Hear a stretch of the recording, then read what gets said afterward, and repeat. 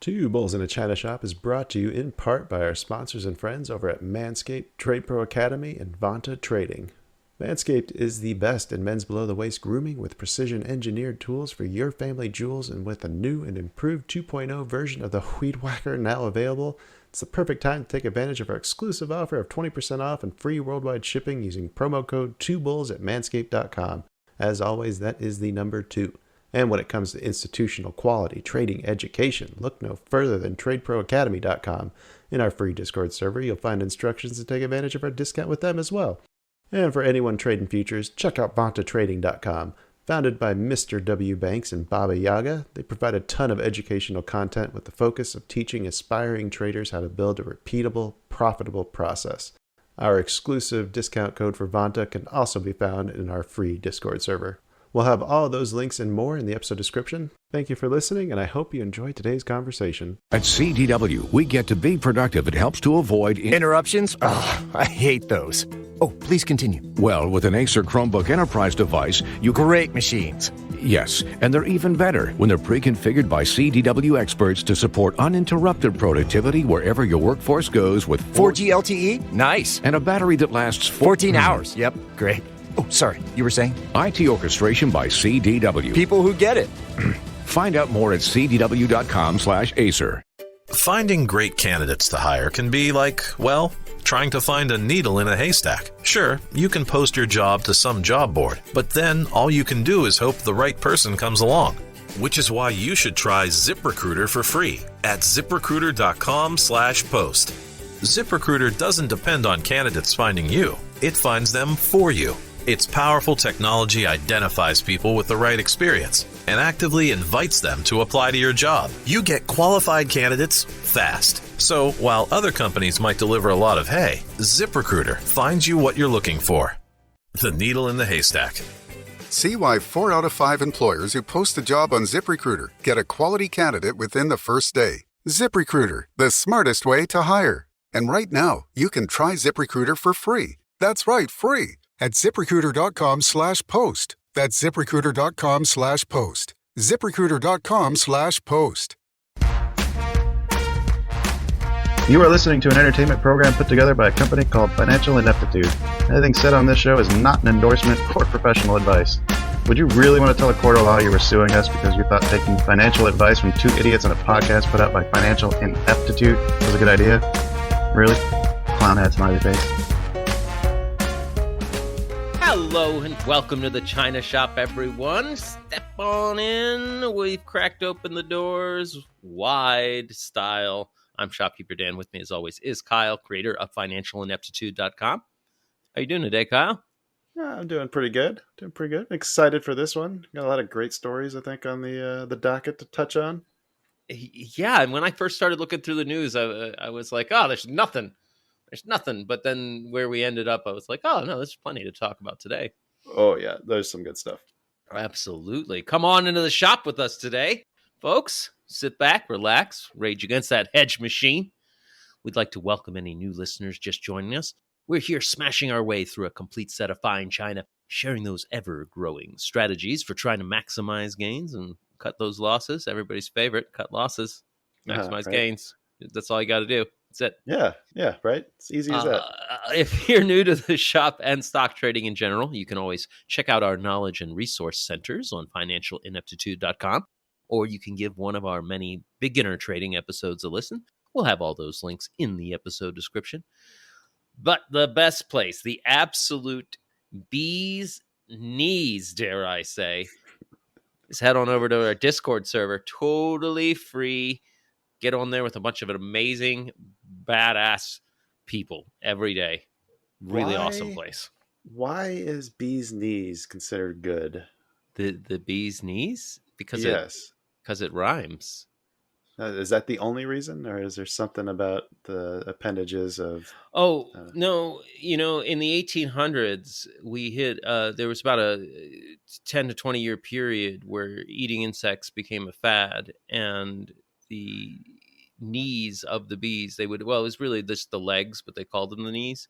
It was like saffron. They would cook with it, Yeah, I've actually had a bee knee before. It was actually pretty tasty. Not a lot of meat on it.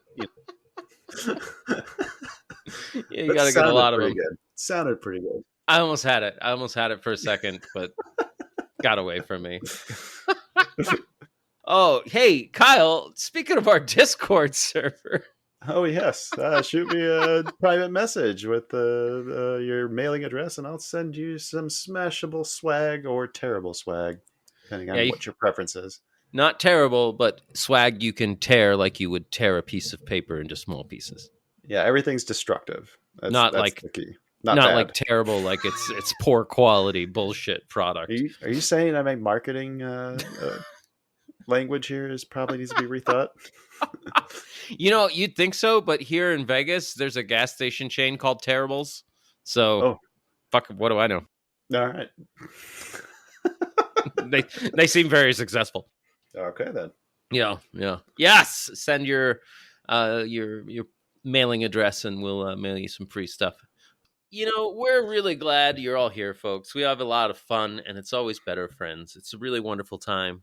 And Kyle, speaking of wonderful times, do we have any show news to report? Yes, you have the Delta episode with Baba Yaga that'll be out on Monday. There's a little bit of some issues with his recording.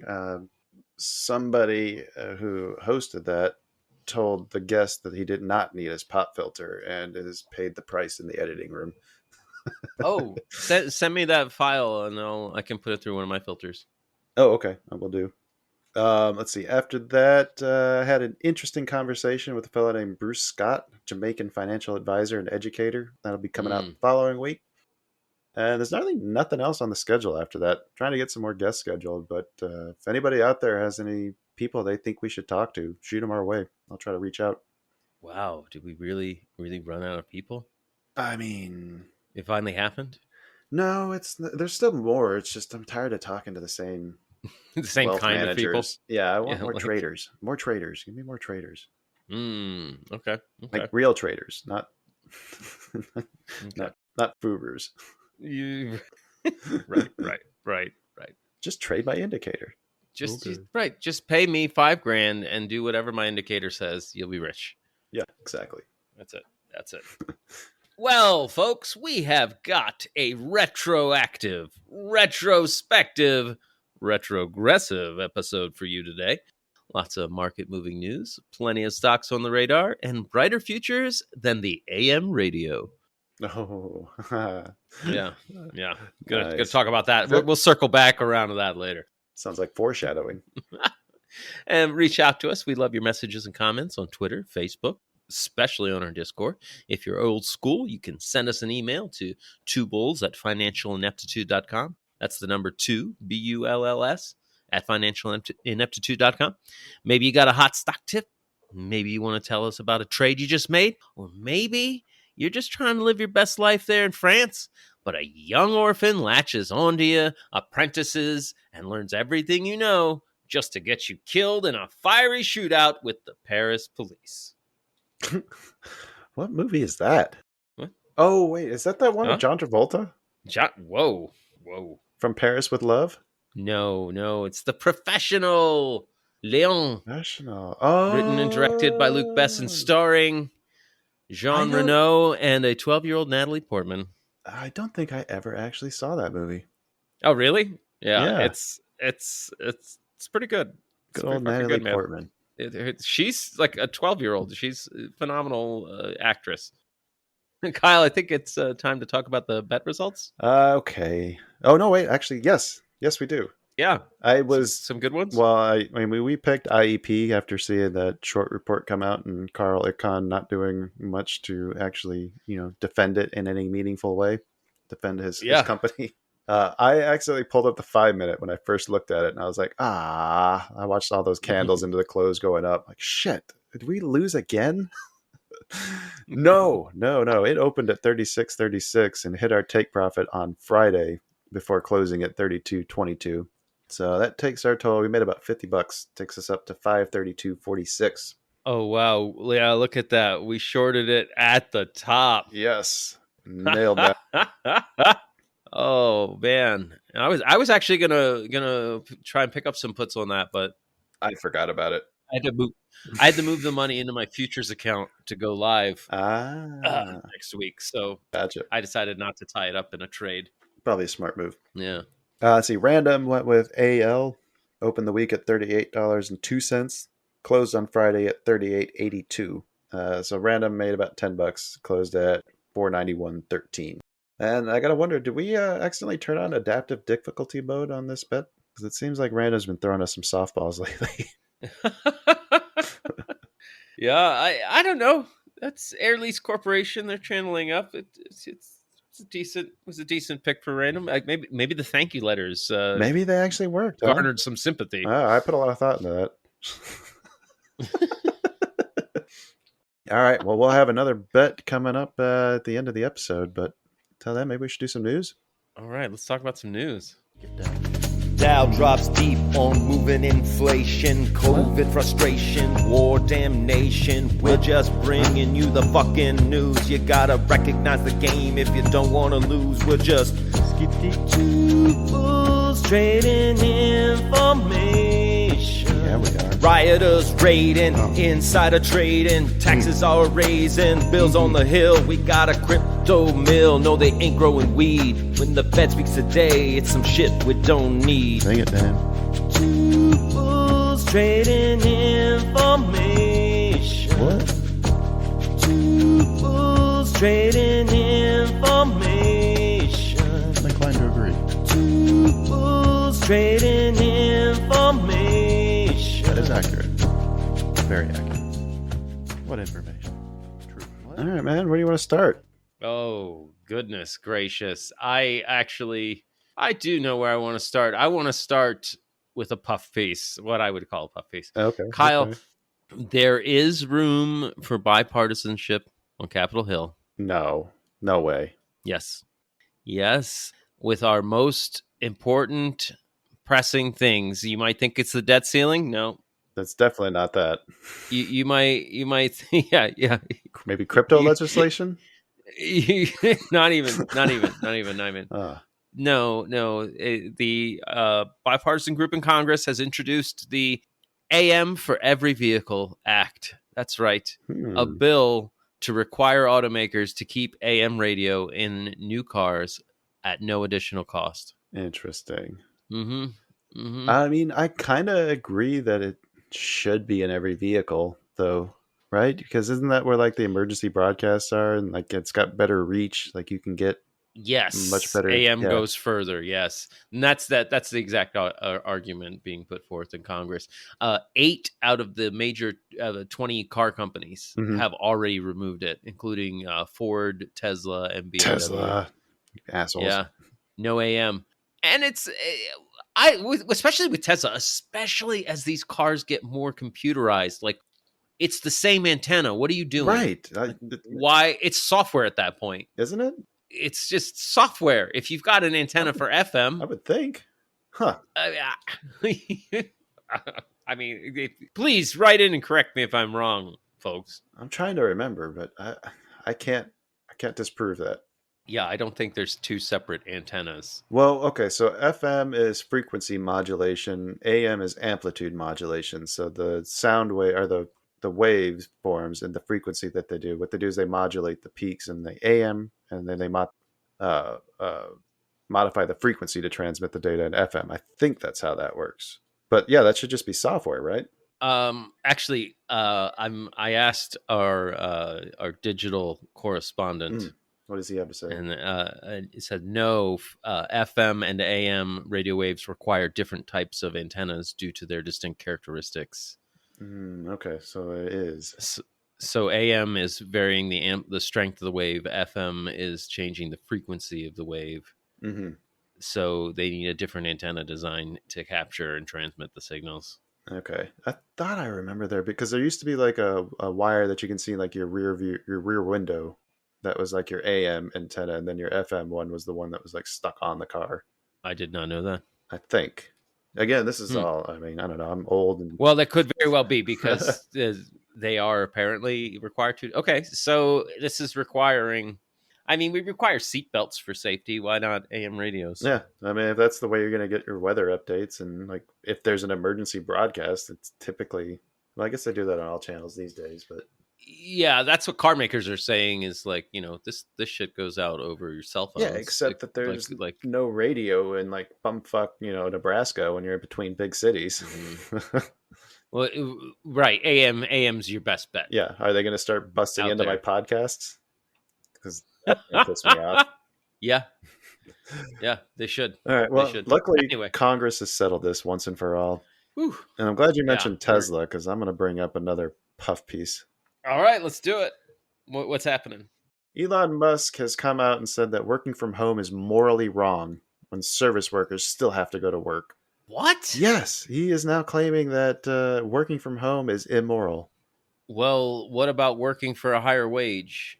What about working with tools? It doesn't say anything about that. Like a truck. Is it immoral to drive a truck because you're sitting down all day while people digging ditches have to stand? Right. What the fuck, Elon? Let's see. He said, I think the whole notion of work from home is a bit like the fake Marie Antoinette quote, let them eat cake. It's not just a productivity thing, he said. I think it's morally wrong. He referred to tech workers as, quote, laptop classes living in la la land. And he told Farber that it was hypocritical to work from home while expecting service workers to continue to show up in person. He said, quote, again, people should get off the goddamn moral high horse with the work from home bullshit. Okay. Wow. I gotta ask, is it a coincidence that the leader and CEO of the largest electric vehicle manufacturing company doesn't want people to not drive to work? Very, very good point. Yeah. Very good point. Yeah, so I think I'll take my morality lessons from somebody else. Yeah. I honestly, I go out less because I think of the world as a more dangerous place. Well, and everyone talks about, global warming and carbon footprints and stuff, and then not wanting us to drive, and then now you come out and say that it's immoral not to do that? I don't get it. I don't know. Well, he's also the same guy that's like, well, we got to keep having more and more babies. We don't have enough humans on the planet. He did say something about that. The guy's losing his mind, though. I don't know. Right? It's like this for the conspiracy podcast. I think the CIA is slowly feeding him mercury or something. Or maybe it's all the Chinese rubbers he's using. The China's doing right. Wait a minute. There's mercury in these condoms. Well, that's just it. He's not wearing the rubbers. Oh, I know. That's why it didn't work. That's why he's got like 8 kids. So he got like 8 kids. All right. What else we got for real news then? Okay, so you'll be shocked to hear Janet Yellen, after a meeting with some people like Jamie Dimon, JP Morgan, Chase CEO, Citigroup CEO Jane Fraser, other board members of the Bank Policy Institute, has come out and said we might need more bank mergers. Oh. Yeah. Well, why would that be? What?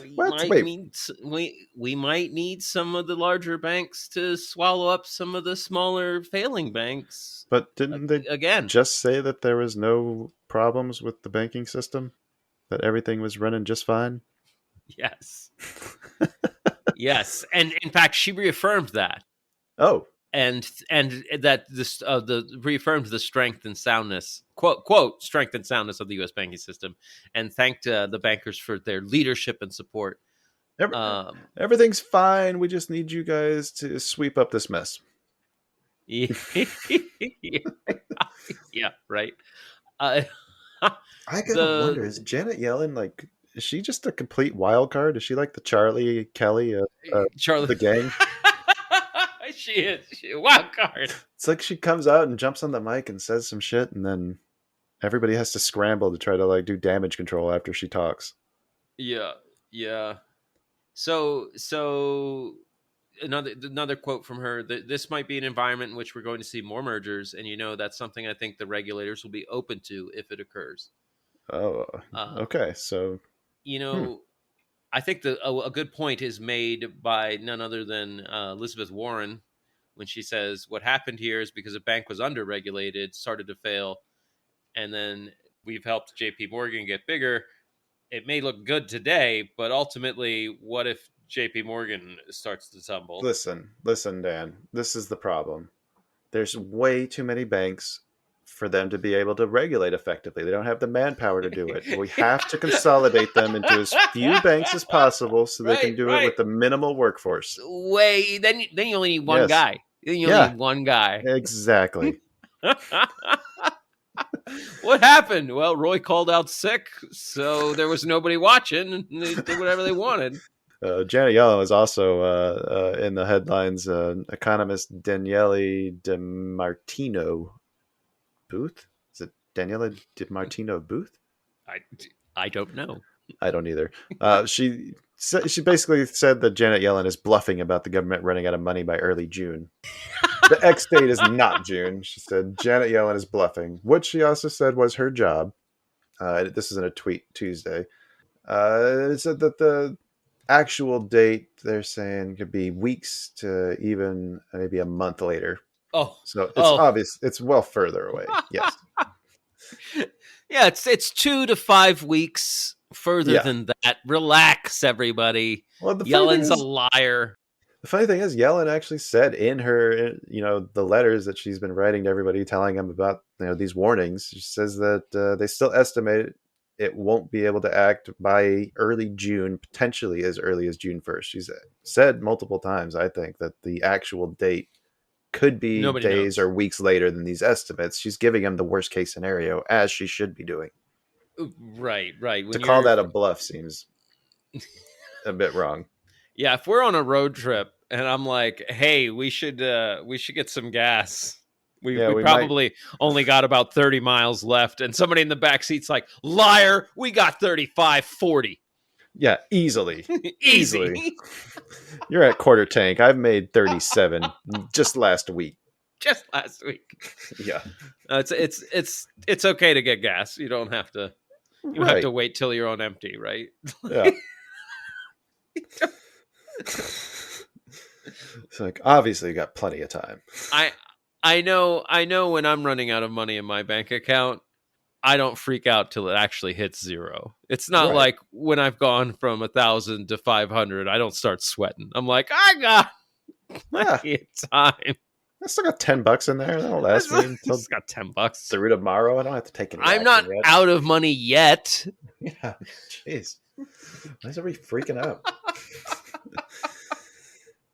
Speaking of running out of money, I think you got a story about China, but I got one here that's actually kind of scary.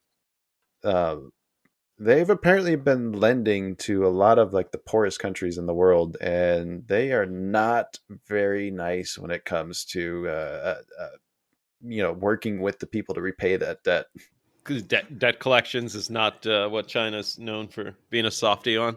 No, not at all. The AP did an analysis of the dozen countries most indebted to China, which include Pakistan, Kenya, Zambia, Laos, and Mongolia. They found that paying back that debt is consuming an ever greater amount of tax revenue needed to keep schools open, provide electricity, pay for food and fuel, draining their foreign currency reserves they use to pay interest on those loans, leaving some with just a few months before all their money is gone. Oh, fuck. Not only is China reluctant to forgive debt, they're also extremely secret about how much money they have loaned and on what terms. So that keeps other major lenders from being able to step in and help. And then on top of that, there's recently discovered that borrowers have been required to put cash in a hidden escrow account that puts China to the front of the line of creditors to be paid. Oh, my goodness. Yeah. Wow. Countries in this analysis had as much as 50% of their foreign loans from China, and most of them were devoting more than a third of their government revenue to paying off the debt. Zambia and Sri Lanka are already in default. They can't even make the interest payments. Pakistan, millions of textile workers were laid off because the country had too much debt, couldn't afford to keep the electricity on and machines running. In Kenya, the government held back paychecks to thousands of civil service workers to save cash to pay their loans. Good Lord. President's chief economic advisor tweeted, "Salaries are default, take your pick." Sri Lanka defaulted a year ago. 500,000 industrial jobs are gone. Inflation pierced 50%. More than half the population in many parts has fallen into poverty. Damn. And then there's talk about what happened in Zambia, which they called it a case study of how it played out there. A landlocked country of 20 million people in southern Africa. Over the past 2 decades, they borrowed billions of dollars from Chinese state-owned banks to build dams, railways, and roads. The loans boosted the economy, but also raised their interest payments so high that there was little left for the government, so that forced them to cut spending on healthcare, social services, and subsidies to farmers for seed and fertilizer. Wow. Now, normally what happens here, like the big government lenders like the US, Japan, France, they'll work out deals to forgive debt. Each lender discloses like how much they've had, what sort of terms. So that way, apparently nobody feels cheated when they're open like that. But China doesn't do that. They didn't even join in on the multinational talks. They negotiated separately with Zambia, and they insisted on confidentiality that barred the country from telling non-Chinese lenders the terms of the loans and whether China had devised a way of muscling up to the front of the line. Wow. This is kind of scary. Like, yeah, we'll help you build that dam. Just, you're just going to give me a little something for me. Like I remember, it reminds me of a Family Guy where Stewie's beating up the dog. Oh, you got money for fake mustaches? You got money? Where's my money? You got money for fake mustaches? Clean yourself off. Clean yourself off, right? This looks like kind of bad. There's a lot of countries that are indebted to China, and it looks like that is not the place you want to be. What's crazy is you can't expect to get that loan repaid if you cripple the country's economy that's supposed to be generating the repayment. Yeah, except China doesn't want that. I think China wants all the assets in that country, and that's They probably want to some way of take them. that country. Yeah, it's probably their way of taking assets from them. This is modern imperialization. That's exactly what it is. It's colonialism. Yeah, through economics. Mm-hmm. Yeah, maybe Franklin was right about banks. I mean, I don't know. I've never brought it up on this show before, but have you ever read that book, Confessions of an Economic Hitman? No, but that sounds fascinating. Oh, what was the author? It was written by John Perkins. Okay. Really, really fascinating book. Came out in 2004. His story was he worked for a consulting firm that worked for the NSA, and he would go around to undeveloped countries and get them to accept substantial development loans for large construction engineering projects and ensure those projects went to U.S. companies. And how he could, using those two tools, could wreck an economy if he wanted to. Jesus Christ. So yeah. It's I found it to be a fascinating read. Yeah, fascinating read, and it sounds exactly what China's doing right here. Yeah, that's exactly. It does. To the T. Maybe. He wrote this 20 years ago. This book came out. Sounds like they read the book. Yeah, it does. It does. They were like, "Oh, that's how you do it." Oh, okay. I could do that. We could do that. Fuck. It's awful. Awful. All right. Anything else, or should we move on to some advertising? Just we'll wrap it up real quick. China, my China story. Oh, that's right. Yes. 1 in 5 young people in China are unemployed. So they're in China itself. They're facing a bit of a problem because everybody's going to college and nobody's working labor. Nobody's working agriculture. Oh, they built all the colleges and forgot to build the jobs infrastructure first. Something like that. It's the I think communist. I thought you didn't really get much choice in where you go work. Apparently, modern China, they don't just issue you, here's where you work. The government itself is trying to encourage them to go find work in the countryside, echoing the Mao Zedong's down to the countryside movement. Is it the same way they tried to encourage Jack Ma to not to not speak up against the government? Yeah, right. Young people are just disappearing. It is a problem because China wants to increase their birth rate, and if the young people don't have jobs, they're not going to have kids. Really? Yeah. I find when I have nothing to do, I tend to screw more. Yeah. Yeah, I'm bored. You want to fuck? All right. All right, let's hit some advertising. Let's move on. Well, last thing I want to say. Oh, yeah. The Chinese government did tell young people to don't be picky about your job. Oh, yeah. Don't be picky. Right. Just get a job. Yeah. Any job will do. Just because you went to school for something doesn't mean that you can't. Just because you went to school to learn, I don't know, what's big in China, Ming Dynasty or anthropology or something, like, doesn't mean you can't go plow a field. That's right. Just because you went for computer science doesn't mean you're too good to pick rice. Yeah, exactly. Mm-hmm. They announced a plan in February to send 300,000 youths to work in rural areas by the end of 25. Oh, yeah, they did do the Jack Ma plan. Okay, so they just round them up and send them over? Round them up and send them out to the fields. At least there's 1.2 billion people there, so I guess your odds of being picked are low. You'll be all right. Yeah.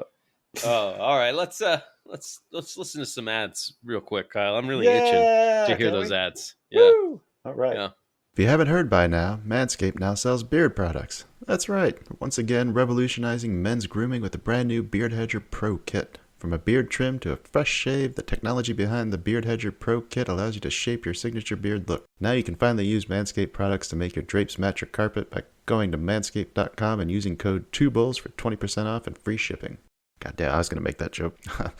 Our friends over at Manscaped were kind enough to send me the Beard Hedger Pro Kit, and I gotta say, I was impressed with the quality and performance of the products. My thick, coarse beard hair has been giving me trouble with trimmers in the past, but the Beard Hedger was able to cut through the thicket without any tugging or discomfort at all. And because the trimmer has one rotary wheel with 20 length settings with only one guard, I don't have to worry about losing or breaking attachments anymore. So I've tamed my mane, and now you can too. No one likes a weird beard, so say goodbye to your stubble trouble with Manscaped's Pro Beard Kit. It all starts with that beard hedger that I mentioned. The thing's a juggernaut of fixing faces. Not only does it have the trimmer with the rotary wheel that gives you the 20 hair cutting lengths of just the one guard, it's also waterproof, so you can shave in the shower and avoid all the hair in the sink. The titanium coated T-blade is tough on hair but smooth on your face, leading to a single stroke efficiency that brings satisfaction one stroke at a time. Phrasing. The Pro Kit doesn't end there, though. They also created 4 dermatologist-tested formulations for your post-trim care. First is the beard shampoo and conditioner. Gotta remember that all your hair is different. Beard hair, as I mentioned, is more coarse and easier to damage than the hair on your head, if you have hair on your head. That's why the kit has made shampoo and conditioner specially designed to moisturize, reduce ingrown hairs, replace natural oils, and promote beard health. Next, the kit has Manscaped's Beard Oil, an essential piece for your main facial accessory. No one wants a guy whose beard is brittle and dry. The oil relieves dryness both on the beard and the skin beneath while adding a little shimmer and shine, which makes you look extra fine. Cap off the kit with the Beard Balm, a pomade that shapes, styles, moisturizes, and tames for a sculpted look to attract any fellows or dames. The Pro Beard Kit also comes with 3 free gifts: beard brush, comb, and scissors to ensure your beard is ready to impress. So get 20% off and free shipping with code 2BULLS at manscaped.com. Of course, that's the number 2. That's 20% off with free shipping at manscaped.com using code 2BULLS. Manscaped Beard Hedger, 1 stroke, 1 guard, 20 lengths. If your business earns millions or tens of millions in revenue, stop what you're doing and take a listen. Because NetSuite by Oracle has just rolled out the best offer we've ever seen. NetSuite gives you the visibility and control you need to make better decisions faster. And for the first time in NetSuite's 22 years as the #1 cloud financial system, you can defer payments of a full NetSuite implementation for 6 months. That's no payment and no interest for 6 months. And you can take advantage of this special financing offer today. NetSuite is #1 because they give your business everything you need, in real time, all in one place. To reduce manual processes, boost efficiency, build forecasts, and increase productivity across every department. 33,000 companies have already upgraded to NetSuite, gaining visibility and control over their financials, inventory, HR, e-commerce, and more. If you've been sizing NetSuite up to make the switch, then you know this deal is unprecedented. No interest, no payments. Take advantage of this special financing offer at netsuite.com/strategy. netsuite.com/strategy to get the visibility and control you need to weather any storm. netsuite.com/strategy. Ah, man, how do we follow that up? And they just get better and better, don't they? Yeah. Yeah. Maybe we should update it. I actually do. I do have a real quick one. We can follow that up. Oh, It's in the flavor of an ad. okay. You'll see what I did with that. Bluebell and Dr. Pepper are teaming up. Oh, yes, I saw that. Dr. Pepper ice cream, Dr. Pepper float ice cream hitting store shelves. This is going to skyrocket Keurig Dr. Pepper stock, Kyle. I don't understand how this doesn't double their sales. Should we play the song already? Yeah, we should, because that's the story. There's no more story. Oh, okay. All right. A little teaser.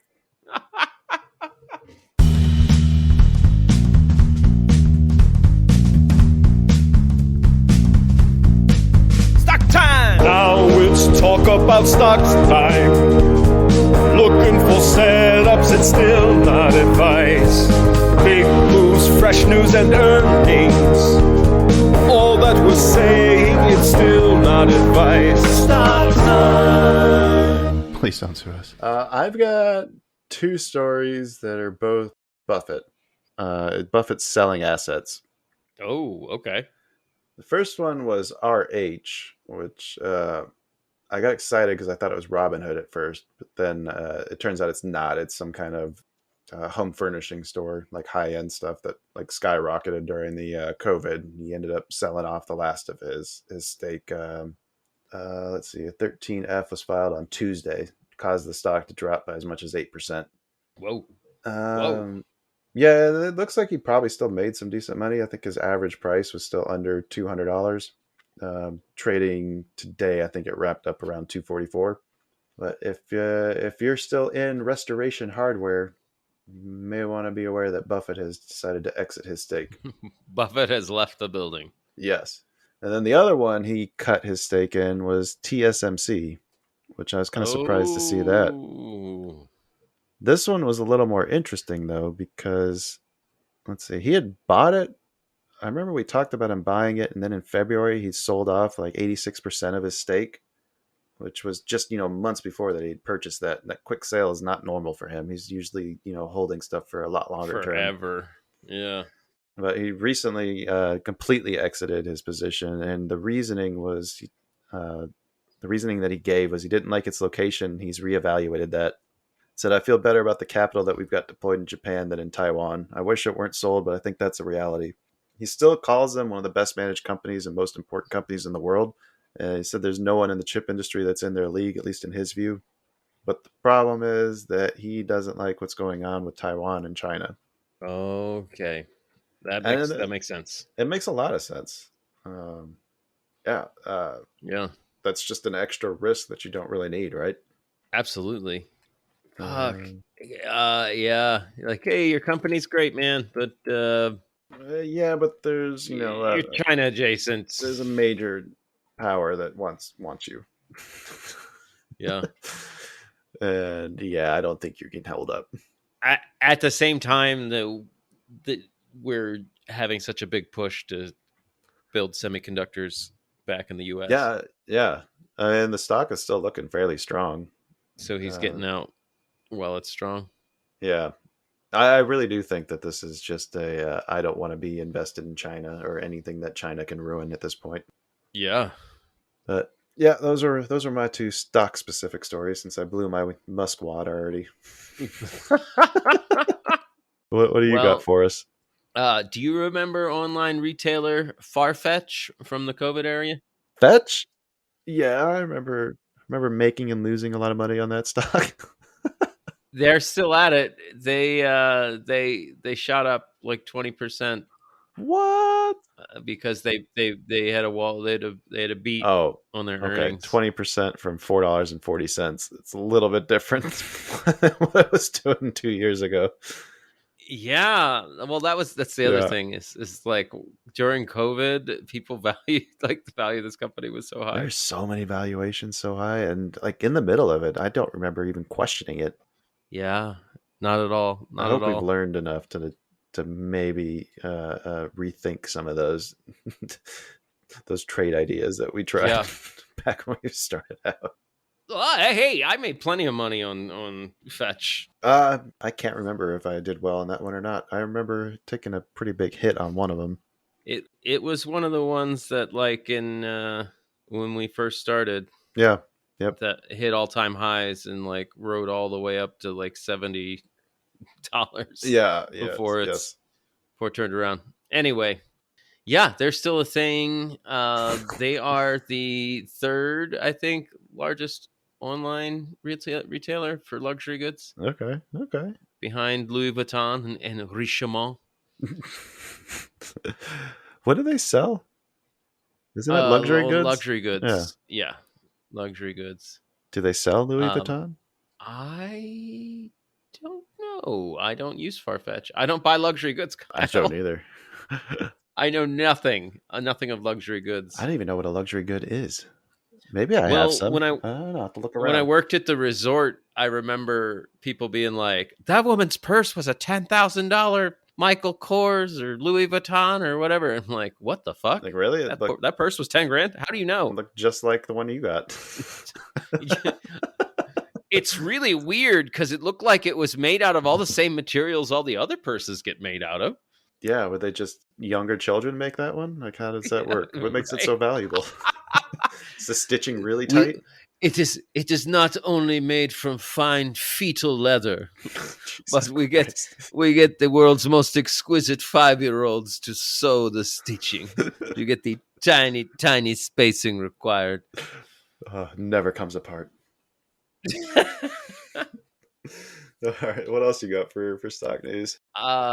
Alibaba spinning off its cloud and AI business. Oh, why? They're in a long-term restructuring plan of theirs to spin off everying. So I just pulled up the article and I see that the image of the person speaking is not Jack Ma.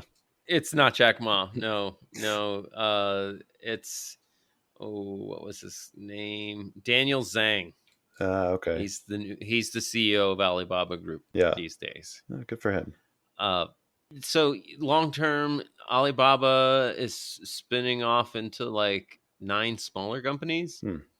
Their cloud. They're responsible for a huge ton of cloud computing over in China and globally. Their cloud computing AI group makes up 9% of Alibaba's total revenues. Oh wow, that's so substantial. Billions of dollars. Yeah. And this guy's also going to be on the board of directors of the cloud company when they spin it off. Of course. They want to give it its own IPO. What I found interesting is they've got their version of GPT. Oh, and interesting. Their whole thing is they've integrated it into their chat productivity app, which has 600 million users. Chat productivity app. What does that mean? It's like a chat app, like WeChat, but also presuming productivity for like working. Yeah, so we're chatting back and forth. I send you messages. It's like Microsoft Teams. Yeah, it's social media for work. So yay. Right, but they're going to be integrating text generating AI, and I can easily see something like this turning into what they always wanted Siri to be. Interesting. Like think about if Siri was linked up to ChatGPT, how good ChatGPT is. Like yeah, Siri would probably you could just be a lot better. Ask it a question. Yeah. Right. Yeah. No more of that. I don't know. Yeah. Or like when I ask Siri a question, it just does a Google search. Right. Yeah. Here's the results. Yeah. Here's the internet search results. It's like, that's not okay. Oh, want me to do the work, yeah. Siri? That I just asked you to do? Right. Exactly. Oh, you want me to do it? I wonder how far we are though from using ChatGPT in your Microsoft Teams or productivity platform to fake your participation. Oh, right. Like you pay $50 a month and you can have ChatGPT pretend to be you. Yeah, it just your answer all my work messages emails to you, or go to just a portal to a chat window. Sorry, I cannot answer that question. Oh, could you imagine sending your elderly parent to chat to your chat bot? Oh God. Oh God. That could either be fascinating or terrifying. I'm not sure how that I would haven't go. talked to my dad in 5 years. He thinks we're closer than ever. Actually, wasn't that a South Park episode? Like one of the recent ones? The kids were using ChatGPT to do their text messages to their girlfriends. Oh, no, I haven't seen that. Because they couldn't. Sounds about right. It's like, yeah, well, I don't know how to talk to her, but ChatGPT can do it. Uh-huh. Yeah, not too Sounds far about from right. that. Sounds about right. All right. You got any more stock stuff to talk about? I don't. Me neither. Let's do some crypto because there's some decent ones there. I got some crypto in my wallet, hanging out on my Ethereum blockchain. Yeah, I got some crypto in my wallet, some Doji, Sushi, Polka Dot, NFT. Decentralized, anonymized, fabulous cryptocurrency. Well, Kyle, you know how I earlier had a story about bipartisan Oh yeah. AM radio bringing the two parties together? So you're telling me that the AM radio brought everyone together. They found out that they could work together, and they decided to get a bunch of shit done while they had momentum. No. Oh. No, I'm saying Oh. everything else that remains at a standstill. Oh, okay. No, Okay. they've got two competing bills over stable coins in the House of Representatives. Oh, what are the differences between the two? Please give me a line-by-line summary. Well, Kyle, it seems Republicans want stablecoin issuers to register through state-level agencies, and Democrats want to grant state regulators the authority to approve issuer registration. Republicans want all required registration materials with federal regulators, and Democrats want the Federal Reserve to approve or deny federal registration. They'll never get this sorted out. So, as you can see, yes, this is never going to get resolved. They're miles apart. We just have no common ground. Yeah, literally, Capitol Hill insiders are not confident saying either bill is going to even make it to the floor for a vote. Not surprised. Well, at least we're seeing the Republicans go back to their, let the states handle it type mandate. It seems like it's been a while since they've, championed that. I don't think you can get this is something that has to be done broad. Yeah. Right. You can't have Kyle, here in Nevada, I get this rate on my stable coins and I can do them like this. It's like, oh, well, here in Illinois, we can't. Yeah. It's like, I don't see that happening. Yeah. It's got to be done federally. I would agree with that. Well, the EU has taken the lead on this, I guess, because they actually did pass or gave the final stamp of approval to regulation on MiCA, which is Markets in Crypto Assets, the world's first comprehensive set of cryptocurrency regulations. Whoa. So yeah, they approved it by the European Parliament last month, and it should be taking effect in 2024. It goes into effect in phases. Okay. Trying to see what it covers. A wide variety of assets from utility tokens to stable coins and crypto asset service providers such as custodial account providers, trading platforms, and exchange service providers. Rules require anyone who wishes to issue a crypto asset to attain a license. It's probably not a bad idea. Also established an anti-money laundering requirements for any service providers. So anybody who, any crypto service provider has to collect information regarding the senders and receivers of transactions with no regards to the amounts involved. That sounds cumbersome. Yeah.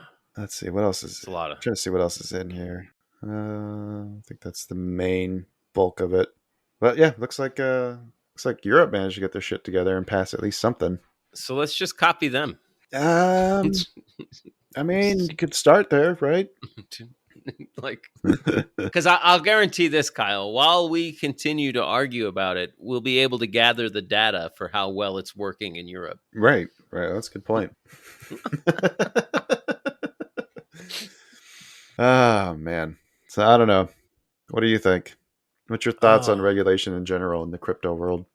Well, I feel like it's sold, marketed, packaged, talked about psychologically a currency, right? Mm-hmm. When ultimately it's not a currency, it's not exchanged. Like, you can't go down to Target and spend your Bitcoin. Like, it's not a tender. You can right? some places, but they have to put things in place I guess to what do I'm that. saying is to me, cryptocurrency is just an NFT without the JPEG. Right. Right. That's so. It's a I mean, digital asset. I think we should go the other way and regulate them and say that they're just a product, like a Beanie Baby. Just make them a commodity. They're just a commodity. That's all they are to me. To regulate the language, like, they are marketed as like an investment. They really are thing, right? But like, if you can imagine Matt Damon doing, like, at the height of Beanie Babies, going out and like doing that commercial, right? Like for buying Beanie Babies. Like, there's no difference. Buy Beanie Babies. Be bold. Be bold. Like, why does that seem more ridiculous though? Right, the physical, real thing, that people collect. That feels like an insane thing, and no person would do that. I should say no person. Well, I remember fucking the people convinced they were going to retire on their Beanie Babies. Oh yeah. Oh, I remember that too. Yeah, in fact, they still exist. Yeah. Here's the thing about collectibles, guys. If something's designed to be collectible, it's not collectible, because you have to wait for everybody else's parents to throw out the other person's. I think that's how Calvin and Hobbes explained it.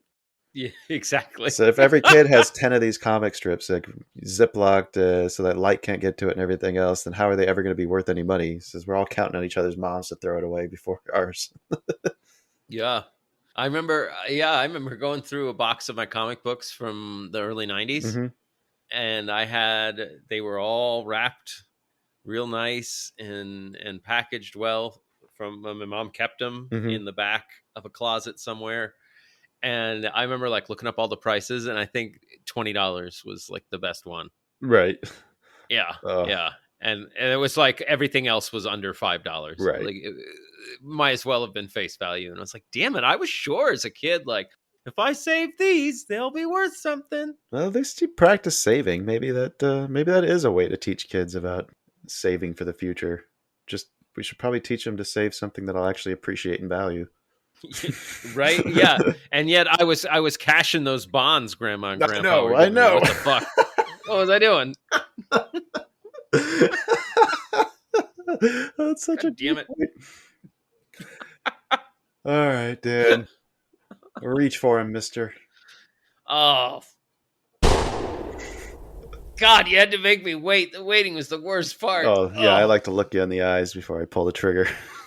No, wait, bleeding out. That's the worst part. No, I was wrong. It's not the waiting. It's definitely the gunshot. It's definitely the gunshot. It's the bullet piercing my flesh that hurts more than the sound in my ears. Okay. How was your week, man? How'd you do? My week was great. I did fantastic. I ended the week with 62 3/4 points profit. Very nice. Very nice. Thank you. Goal is 20 a day. That's what I like to do. If I'm above 20, I'm comfortable just saying, "Hey, I did good today." Yeah. I'll stop. It's funny how those little wins add up over time. They do. I ended the 4-week trial period I gave myself. Yeah. Sim. 236 points. Nice. Yeah. That's Thank you. Damn good return. 44% positive trading rate. Mm-hmm. So I'm ready to go live again. All Is right. the long story short. We'll see what the difference is. It'll be different. It'll be different, but you've proven you can do it. Remember to keep those stats when you Yeah. do find yourself getting challenged, that you got something you can go back and look and say, hey, I can do this. Yeah, I am on to something Uh-huh. here. I agree. In the last 2 weeks, my my accuracy is 52%. So Hmm. I'm improving in my accuracy. I was actually looking through my stats today, too, after we wrapped up. Hmm. And actually, my good was today, I think. I was really happy with the ad that I made on the last trade I had. Yeah, you traded really good today. Well, the first couple trades were not that great. There was only one, though, that I looked at and I was like, you know what? I would not have taken that. But I don't know. I was really happy with the way I was finally able to start adding to a winning trade. I hit my take profit. It came back to my entry. I was able to throw on another 2 contracts, get paid at my take profit again, and then hit my runner take profit. And I was like, that's good. I'm done. No more. Yeah, yeah. I like just saying, "Hey, I got good profit for the day. I'm just gonna call it." I feel like I've been quick to cut the days a little too short too Mm, soon, just because I've got a bigger profit target that I've got to hit for yeah, the eval account that I'm running. But I don't mind cutting early on Friday. I think carrying a green week and a green day into the weekend is worth the potential profits that you could have had if you continue to press it. Because last thing you want to do is stew over a terrible decision that wiped out all the gains from the day. yeah, yeah. That's for sure. So what about your bad? My bad is directly related. So No. yeah. That's funny how that works. I realized I realized something that's been happening is like if I hit over 20 points after commissions, and Hmm. I'm like, hey, if I call it here, I get to add another 20 points to the bank this week. It's like a game show. Like, oh yeah, Yeah. go ahead, bank that. Ah, Yeah, uh, yeah, yeah. then I can play a few video games, maybe smoke a little weed. And I realized that I've been smoking a lot of weed, a lot more. I've almost doubled my consumption because I keep hitting my You profit keep getting the targets, reward. and I reward myself. And I just spending the afternoon playing games and smoking weed because I made all my points. And I'm like, holy shit, Oh, I'm smoking too much weed. I need to you need need a new to full. reward. I need a new reward. Okay, all right. Yeah. Yeah, but it's not ugly, Kyle, because I did get that new treadmill. So while I'm smoking weed, I'm walking and exercising. So Oh, okay. All right. yeah, All right. at my desk while I play computer games, I have to Nice. walk on the treadmill. So that's why it's just a bad. It's not ugly. What's that show I watched? Oh, that was in The League, where the guy has to go work out in the basement. And he watches porn when he works out. Oh It's like the God, way he justifies like getting on the elliptical. I'll let myself watch some porn. Right. My bad. I think Tuesday. I felt like I was struggling with patience. When I was looking back through my journal. Mm-hmm. There's just too many trades that I took that day that were not in a good spot and not in a level. I was really happy though that I was able to regroup. I, cooled off, kind of saw what I was doing, picked a spot, waited for it to come to that level, took a trade. And what do you know? That's the one that actually works. But it seemed like there's a couple days there where like I could have just skipped the first 3 trades of the morning and would have done a lot better. Yeah. And I think that's just pointing to some patience issues. Yeah, patience. Like we were Friday morning. Like Mm-hmm. sometimes it's just really pays off if you're patient and you just wait. And I missed some profitable trades because I was patient for getting my level. But when I did get in, I may have gotten out too early, but like that was the big dump of the day, like trading off the top Right.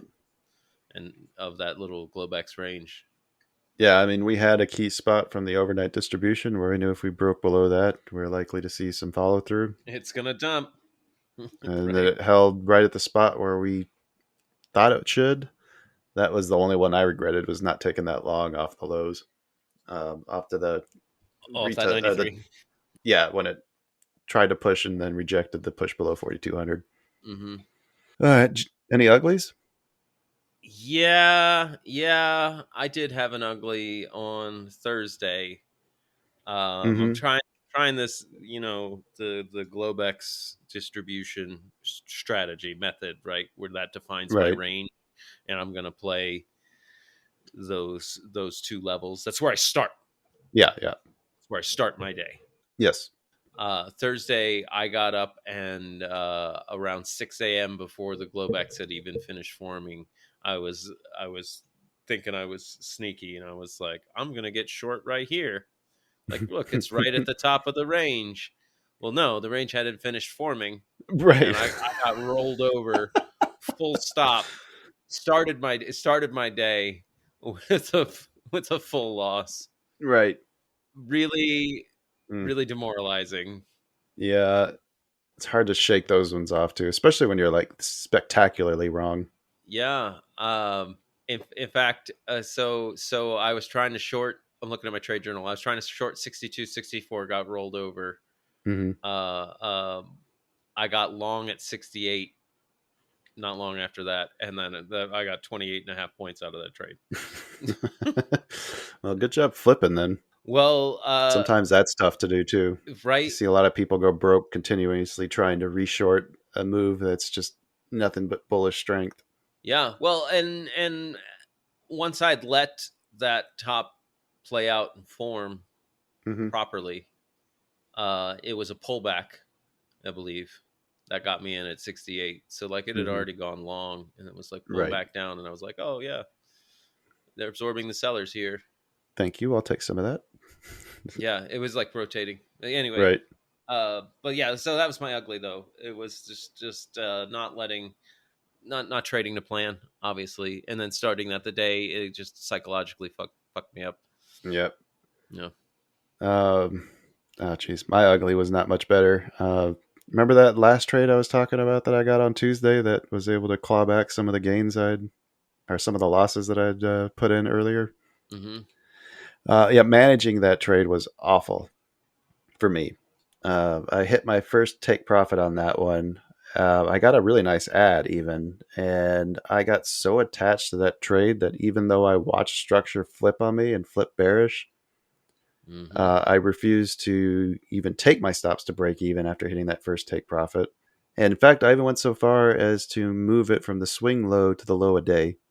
What? For my stops. Yeah, I adjusted my stops and took a bigger loss than I should have on the remaining position. The trade itself ended up profitable, but I gave back about 12 points that I didn't have to on 2 contracts because of that. Whoa. I was so attached to the position and seeing my thesis work out and not wanting to get shaken out. I was so convinced that they were going to shake me out and then rip that I allowed that to influence my decision-making process, and that was terrible. Yeah. Well, was that level big enough to justify? Like, was it the edge of a huge distribution? I think it was, but the problem was that everything else that I could look at, when I look at the chart, I look at structure, I look at the swing highs and swing lows, everything was pointing bearish. I should have been terrified of holding that any longer. I should have been flattening that. I had multiple chances to flatten it too at my TP1 point. But I was so convinced that I was right that I let that completely cloud my judgment and basically affected everything that I was seeing. Yeah. That's tough, man. I mean, I'm happy that I saw it. I'm happy that I was able to go back and review it. And that's why it's so important to review your trades. You get caught up in the moment with emotions, and your decision making sometimes isn't rational. You need to come back and look at them through the lenses of clearer eyes and some time away from it in order to really see what was happening and try to determine, were you right or were you wrong? I was not right in this case. Well, it's interesting because on, what was it? Wednesday. On Wednesday, I took a trade where... Was it the one where you said I would take this lower if it sets up here again, so I'm just going to accept the risk and move my stops to where there would be if I entered here? Because that was what was actually playing in my head when I just justified that to myself in the moment. Yeah, on Wednesday, like I had taken a nap and I got up and I saw it trading around the high end of the distribution that I'd mapped out Mm-hmm. and trading up into it. And I was like, this is a big inflection point. Right. So I expect this to hold. And if it does, it will be a really solid move in my direction. Mm-hmm. Right. Like it's is the edge of the distribution. And I put on a much larger position. I normally do 3 contracts and I put on like 9 contracts. I was like, I'm taking a triple trade Oh because wow. this to me, this is a higher probability. Mm-hmm. And I didn't manage the trade well at all, but it was profitable. Hmm. I think I did the math the day of if I'd had Purdue show me that chart with the power tower study Robert made, I would have been able to do it. I could have easily squeezed like another 30 points out of it. Right. I mean, I ended the day with 25 points. I don't remember how many was from that trade, but probably most of them. But so you know what I mean. Like I feel like it's okay to maybe stretch that risk at the right spot, but you're not betting on yourself being right. You're saying this is a higher probability area. Yeah. And I should also add too, it was the last 10 minutes of the close. I was convinced that the 10-minute algos were going to go bullish. Oh, okay. Yeah. Okay. Yeah. There was no justification for this. Yeah. Okay. It was just ugly all around. Hence yeah. the ugly. Hence the ugly. All right. Well. Yeah. Well, that's why we do No these more reviews. Right? It's exactly. Yeah. It's for us. It's not for you, listener. This is for us. All right. I'm also a selfish lover. Right. Yep. Let's do a bet. I need it, wanna beat it, gonna win it if I take it from you. I'm filling my positions, quit your bitching, random's gonna lose. Got a chart full of levels and a stop that's not too tight. It's bet picking time in the shop, so pick 'em right. All right, Dan, we got about 5 minutes before these gummies kick in, so we're going to have to burp through this one pretty quick. All right.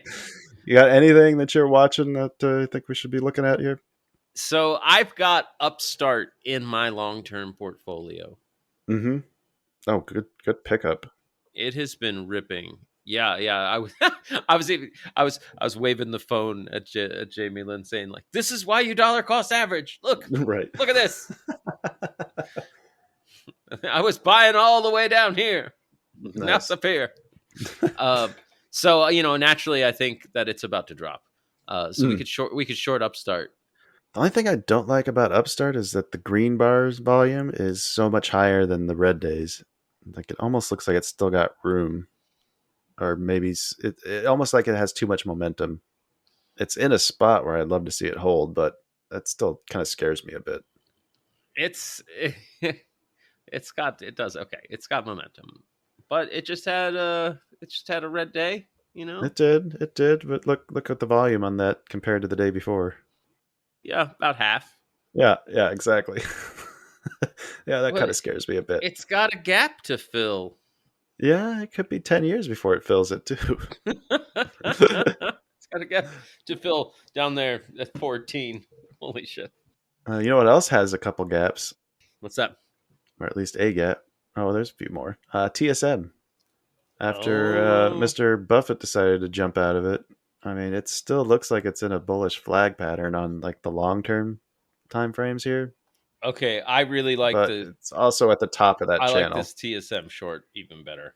Okay, all right. Yeah. Oh yeah. Yeah. I'm just looking at it, and I'm looking on the daily back to January. It's this distribution on the volume profile is pretty thick, with the bottom at 82 and the top at 93.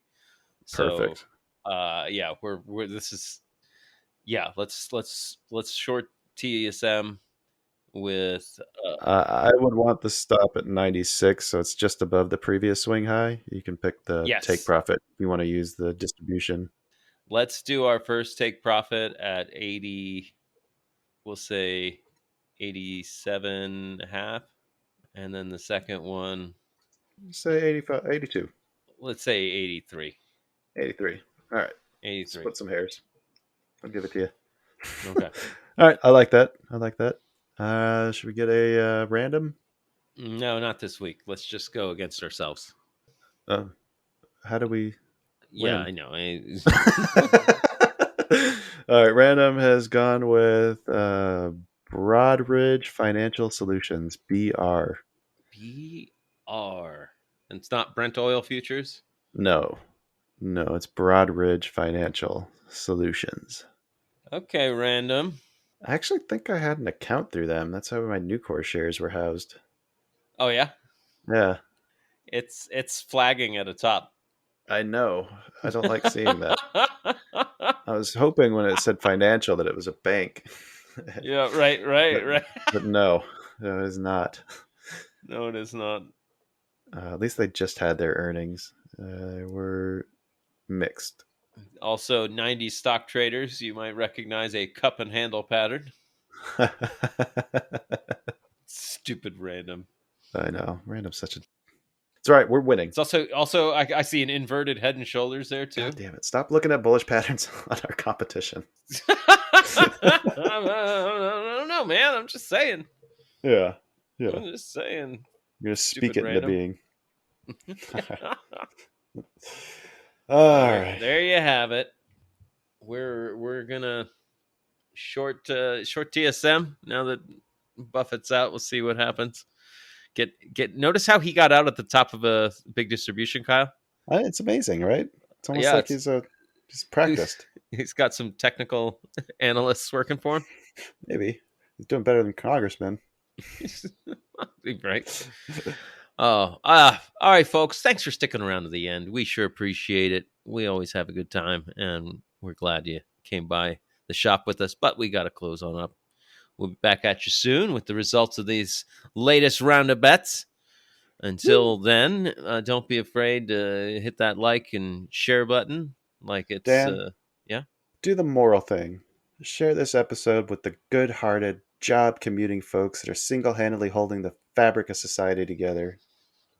And take care. Yeah, if you work from home, you immoral bastard. Fuck those people. No. They're the worst. Yeah. Worst kind of degenerates. Right. What the fuck? Anyway, we'll be back at you soon. We love you. Like, share, subscribe. Until then, happy trades. Goodbye. If you want to understand your business, you need a CRM. If you want to grow your business, you need HubSpot CRM. With HubSpot, all of your teams can get on the same page with the same data, so they can spend less time circling back and more time converting leads and connecting with customers. Unlike other CRMs that can take months to onboard, HubSpot makes it easy to get started, so you'll be set up for success from day one. Start for free today at HubSpot.com. HubSpot. Grow better. Finding great candidates to hire can be like, well, trying to find a needle in a haystack. Sure, you can post your job to some job board, but then all you can do is hope the right person comes along. Which is why you should try ZipRecruiter for free at ZipRecruiter.com/post. ZipRecruiter doesn't depend on candidates finding you. It finds them for you. Its powerful technology identifies people with the right experience and actively invites them to apply to your job. You get qualified candidates fast. So while other companies might deliver a lot of hay, ZipRecruiter finds you what you're looking for. The needle in the haystack.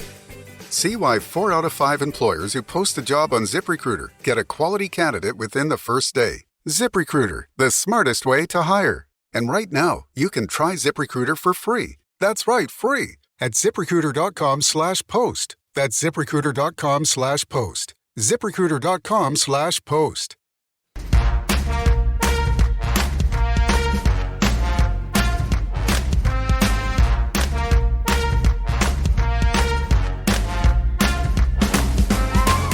Two Bulls in a China Shop is an entertainment program, and all thoughts and opinions expressed in the show belong to the hosts and not of any company. They are not intended to provide specific advice or recommendations for any individual or on any specific security or investment product. It is only intended to provide entertainment about stocks and the financial industry of trading.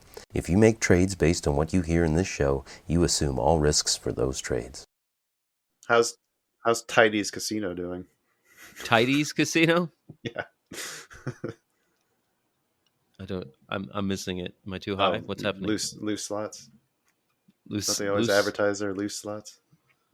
Never mind. Is that? Are you referencing a real casino? No, I made that up. Okay. I don't know what's happening. Yeah, I was trying to go off the cuff there, and it failed miserably. This will probably be at the end of the episode after the credits roll.